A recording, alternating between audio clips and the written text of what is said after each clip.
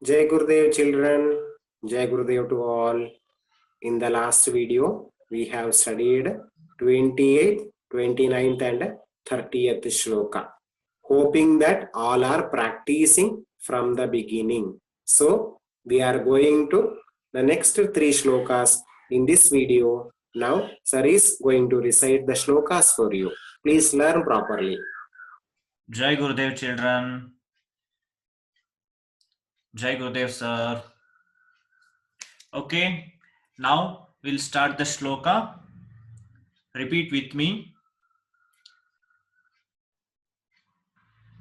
आख्याहि मे को भवानुग्रह रूपो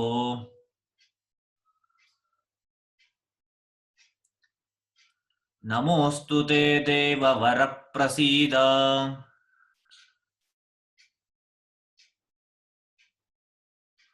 विज्ञातुमिच्छामि भवन्तमाद्यम् न हि प्रजानामि तव प्रवृत्तिम्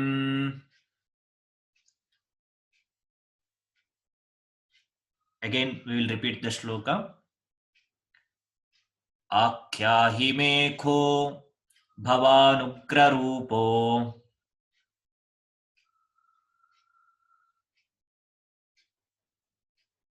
नमोऽस्तु ते देववर प्रसीद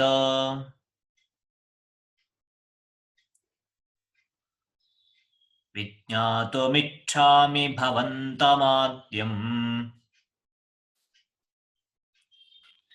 न हि प्रजानामि तव प्रवृत्तिम्. Now we'll see the meaning.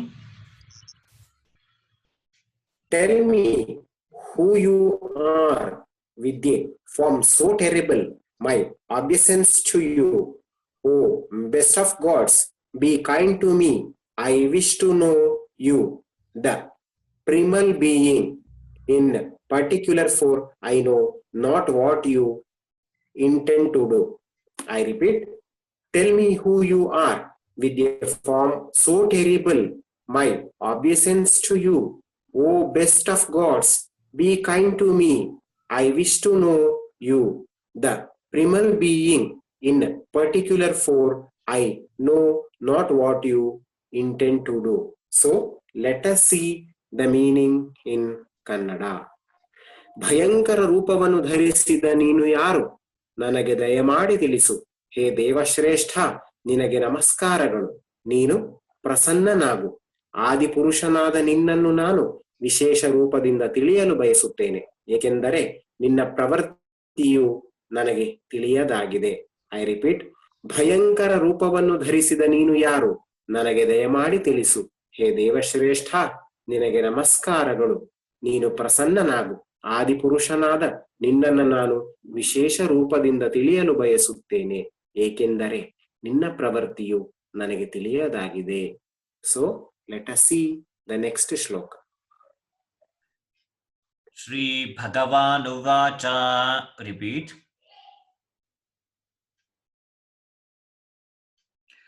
ಕಾಲೋಸ್ಮಿ ಲೋಕಕ್ಷಯಕೃತ್ ಪ್ರವೃದ್ಧೋ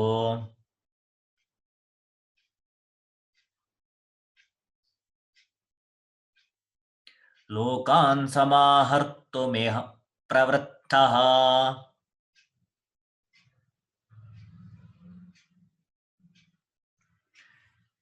ಋತೇಪಿ ತ್ವಾಂ ನ ಭವಿಷ್ಯಂತಿ ಸರ್ವೇ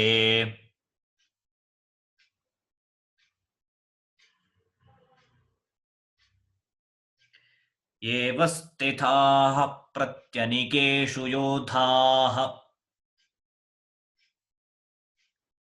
Again we will repeat the shloka.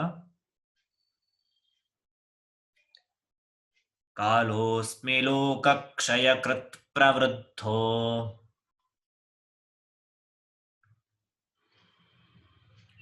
लोकान् समाहर्तुमिह प्रवृत्तः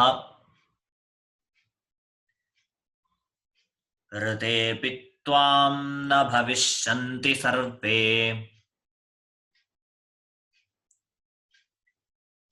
एव स्थिताः प्रत्यनिकेषु योधाः. Now we will see the meaning. Shri Bhagavan said, I am mighty Kala, the eternal time spirit, the destroyer of the worlds. I am out of exterminate these people. Even without you, all those warriors arrayed in the enemy camp shall die. I repeat, Shri Bhagavan said, I am mighty Kala, the eternal time spirit, the destroyer of the worlds. I am out of exterminate these people. Even without you, all those warriors arrayed in the enemy camp shall die. Let us see the meaning in Kannada. Shri ಭಗವಂತನು ಹೇಳಿದನು, ನಾನು ಲೋಕಗಳ ನಾಶಕ್ಕಾಗಿ ಬೆಳೆದಿರುವ ಮಹಾಕಾಲನಾಗಿದ್ದೇನೆ. ಈಗ ಈ ಲೋಕಗಳನ್ನು ನಾಶ ಮಾಡಲು ಪ್ರವೃತ್ತನಾಗಿದ್ದೇನೆ. ಆದ್ದರಿಂದ ಶತ್ರು ಪಕ್ಷದಲ್ಲಿ ಇರುವ ಯೋಧರೆಲ್ಲರೂ ನೀನು ಯುದ್ಧ ಮಾಡದಿದ್ದರೂ ಉಳಿಯಲಾರರು, ಅಂದರೆ ಎಲ್ಲರೂ ನಾಶವಾಗುವರು. ಐ ರಿಪೀಟ್, ಶ್ರೀ ಭಗವಂತನು ಹೇಳಿದನು, ನಾನು ಲೋಕಗಳ ನಾಶಕ್ಕಾಗಿ ಬೆಳೆದಿರುವ ಮಹಾಕಾಲನಾಗಿದ್ದೇನೆ. ಈಗ ಈ ಲೋಕಗಳನ್ನು ನಾಶ ಮಾಡಲು ಪ್ರವೃತ್ತನಾಗಿದ್ದೇನೆ. ಆದ್ದರಿಂದ ಶತ್ರು ಪಕ್ಷದಲ್ಲಿ ಇರುವ ಯೋಧರೆಲ್ಲರೂ ನೀನು ಯುದ್ಧ ಮಾಡದಿದ್ದರೂ ಉಳಿಯಲಾರರು, ಅಂದರೆ ಎಲ್ಲರೂ ನಾಶವಾಗುವರು. So let us study the next ಶ್ಲೋಕ. ತಸ್ಮಾತ್ ತ್ವಮುತ್ತಿಷ್ಠ ಯಶೋ ಲಭಸ್ವ. Repeat. ಜಿತ್ವಾ ಶತ್ರೂನ್ ಭುಂಕ್ಷ್ವ ರಾಜ್ಯಂ ಸಮೃದ್ಧಂ.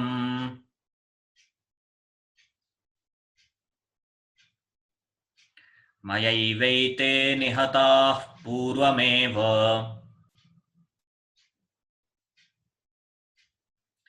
ನಿಮಿತ್ತಮಾತ್ರಂ ಭವ ಸವ್ಯಸಾಚಿನ್. Again we will repeat the shloka.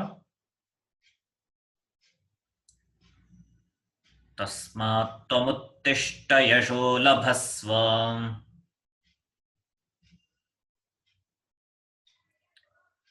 Chitva shatrun bhunksva rajyam samriddham.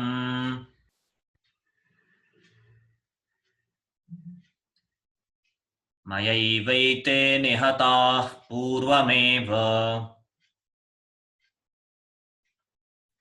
ನಿಮಿತ್ತಮಾತ್ರಂ ಭವ ಸವ್ಯಸಾಚಿನ್. Let us see the meaning.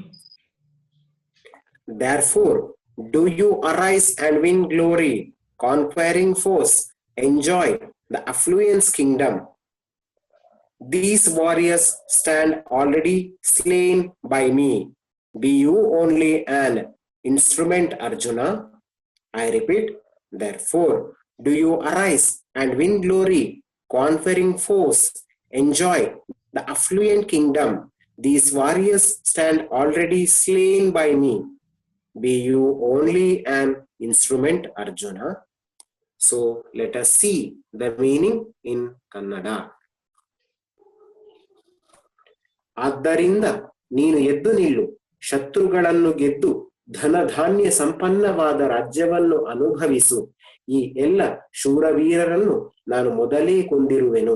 ಎಲೈ ಸವ್ಯಸಾಚಿಯೇ, ನೀನಾದರೂ ಕೇವಲ ನಿಮಿತ್ತ ಮಾತ್ರನಾಗು.